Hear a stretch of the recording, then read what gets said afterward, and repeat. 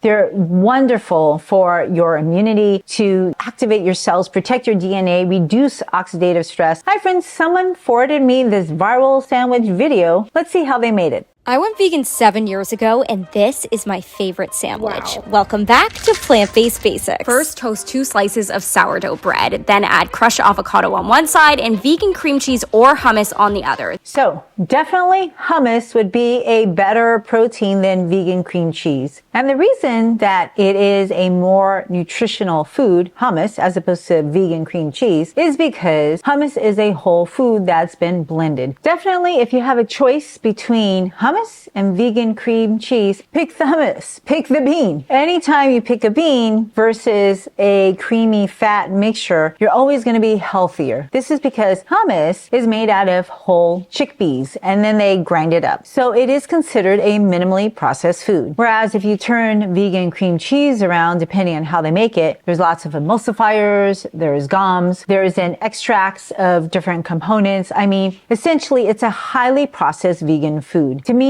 that is not a health food. That is a processed food. And if you're going to eat it, just know that you're eating it for enjoyment. It's not really adding to your health. In fact, it can ruin your gut microbiome because emulsifiers actually emulsify your gut microbiome. So if you want to improve your gut microbiome, you got to eat fiber-rich whole foods like hummus, as opposed to emulsifier-made ingredients like vegan cream cheese.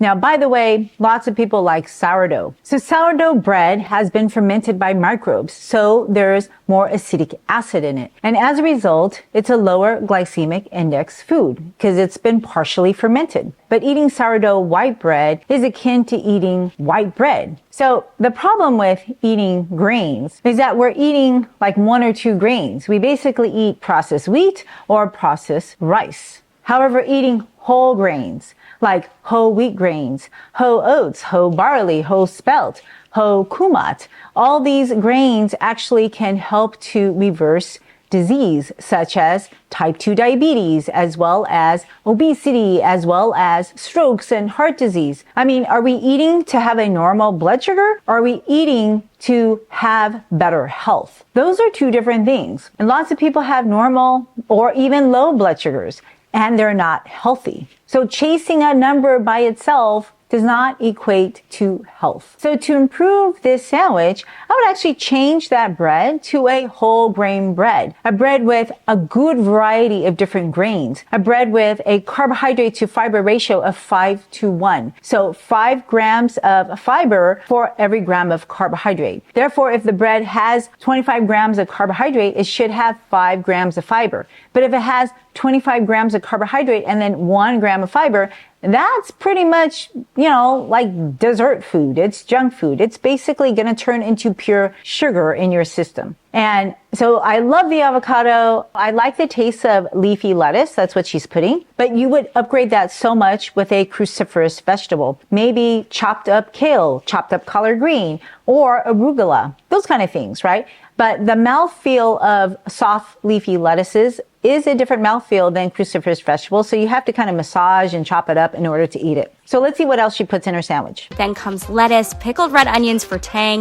The onions I love to eat, but some pickled food loses its phytonutrient power. That's one reason why I don't like pickled foods, because number 1, it takes a lot of effort to pickle the food. Number 2, there's usually a lot of salt with pickled foods, and I know lots of people like fermented foods, including like very well-respected gut microbiome researchers. They eat pickled foods, they make pickled foods. Well, the problem with pickled foods is that it's associated with a lot of, bacteria, food poisoning issues, right? I'm an infectious disease physician, and history has it, people pickled and make home canning stuff and they get sick. So I'm not a fan of getting sick, right? I'd rather just eat fresh food so I don't have to worry if I pickled it correctly and grew the right cultures, that kind of stuff. I eat so much raw food that there's just no way I'm not picking up colonies of microbes in my raw food. If you cook everything, then that's different. When you cook everything is sterile. But if you eat a lot of foods that are raw, there's no way you're going to scrub it well enough to remove all the germs. And if you feed your gut microbiome lots of good fiber and prebiotics and all these phytonutrients, it's just going to grow. One bug can multiply every 15 minutes. So in an hour, that's like 15 minutes, right? Like that one bug will be 2, will be 4, will be 8. So I'm not worried that I don't have a diverse microbiome just because I don't eat pickled foods.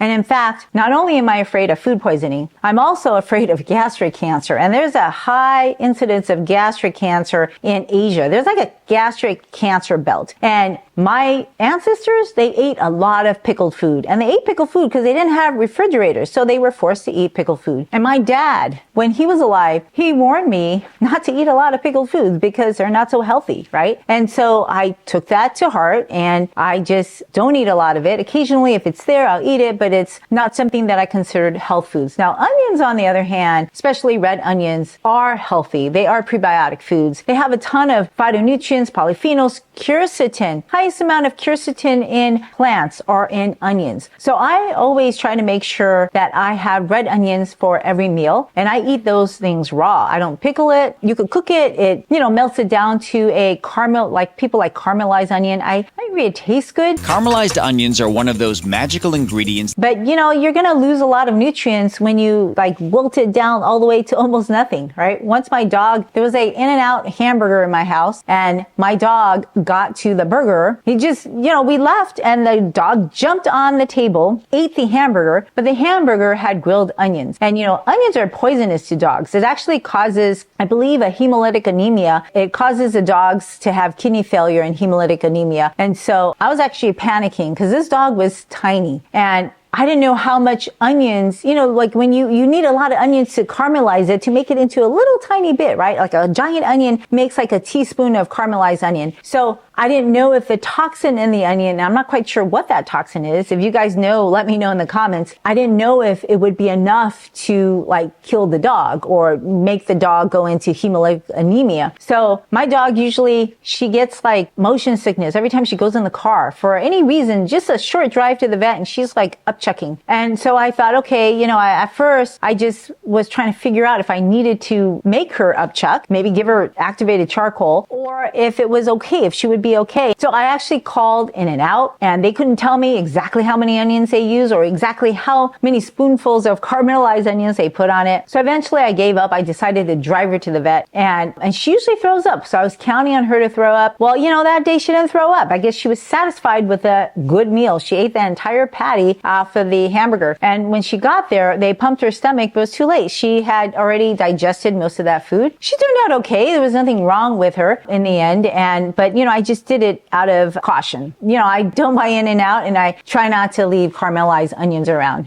She doesn't really go for the onions. She was going for the patty. Thin slices of cucumber, tomato, lemon juice, salt, and pepper. So the salt, I usually wouldn't put. The pepper, I think, adds a great spice. I think other spices would be good, would be like onion powder. That's really good. Garlic powder or rubbing. My son taught me this. If you cut a raw garlic in half and you just kind of, rub it like you would put it on like you're putting on butter, but you're rubbing the garlic on the bread. Oh, that gives the bread such a wonderful garlic texture. It's a lot of work, but it's so good. Those tomato slices, those would taste so good if they were heirloom tomatoes. Heirloom farm ripened tomatoes are divine. And if you've never tried it, you should really try it. Tomatoes have tons of lycopene. They're wonderful for your immunity to, activate your cells, protect your DNA, reduce oxidative stress. I can't speak highly enough of tomatoes. I try to eat those every day. All finished off with a big handful of sprouts. Yeah. So sprouts, couple pointers on sprouts. I love sprouts. I wash them really well. I can't really tell. They look kind of like alfalfa sprouts, but in the end, a lot of sprouts look similar. I never eat alfalfa sprouts. There's been so many episodes of food poisoning associated with alfalfa sprouts. So alfalfa farmers out there, until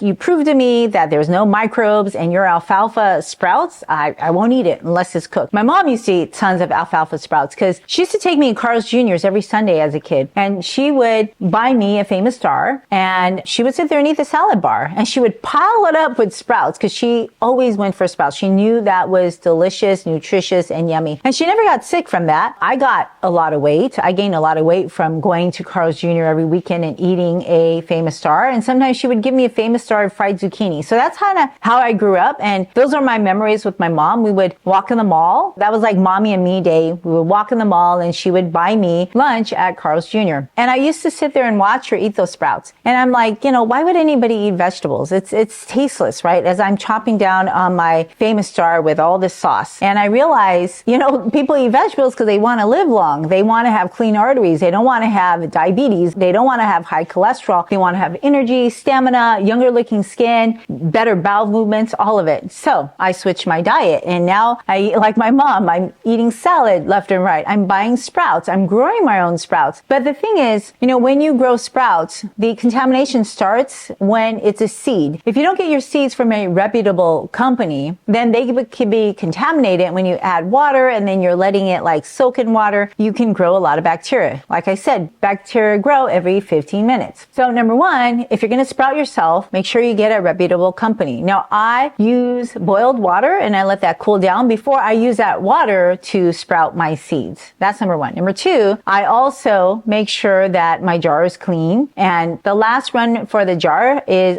boiled water. So I put boiling water in my jar to let it decontaminate before I use it, or you can put it through the dishwasher. That's the other way to do it, right? The other thing I want to say is when I buy sprouts from the store, I usually will clean it with vinegar. So I'll buy sprouts and I'll soak it in vinegar for a little bit before I eat it because I'm always afraid of food contamination. So I actually made a sandwich similar to that, and this is how I made it. The sandwich took me probably 5 minutes to assemble. I'm a big hummus fan, and I don't always have time to make it myself. So I have individual serving size Costco hummus packages handy in my refrigerator every week. One container is the perfect spread for 2 pieces of bread. I'm also a big vegetable person, so my sandwiches are full of vegetables, and I'm going to put this entire plate of vegetables in my sandwich. You may wonder what these vegetables are. Number one is arugula. My kids love arugula, so I buy arugula twice a week. I also like super greens. Super greens is usually a blend of baby organic kale, organic chard, and organic baby spinach. These leaves are usually more tender and less bitter, so my kids will tend to eat more of these leaves than the adult counterparts. Now, these tomatoes are heirloom tomatoes. They are my favorite tomatoes to eat. They are extra fragrant and extra sweet.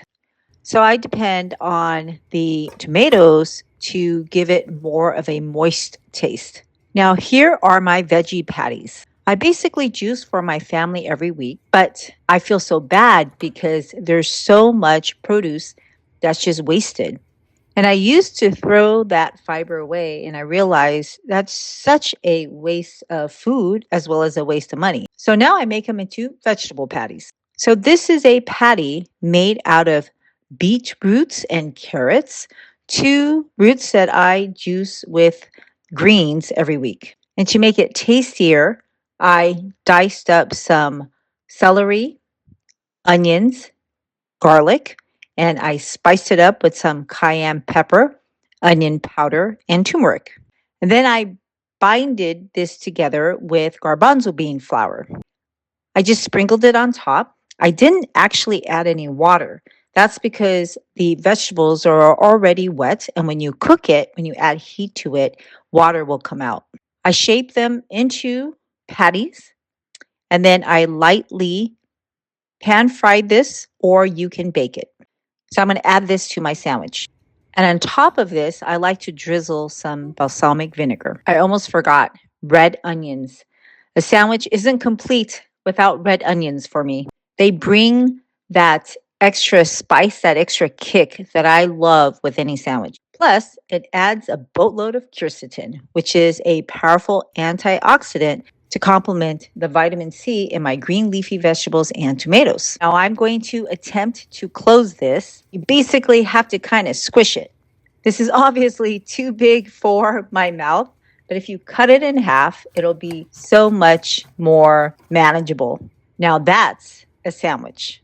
The sandwich took me probably 5 minutes to assemble. So if you're interested in other easy ideas, watch my next video.